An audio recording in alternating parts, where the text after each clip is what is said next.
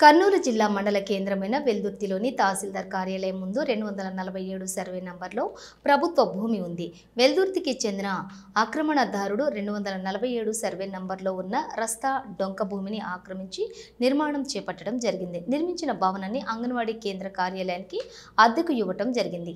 ప్రతి నెల దాదాపుగా 8,000 రూపాయలకు పైగా అద్దె చెల్లిస్తున్నట్లుగా సంబంధిత అధికారులు పేర్కొన్నారు.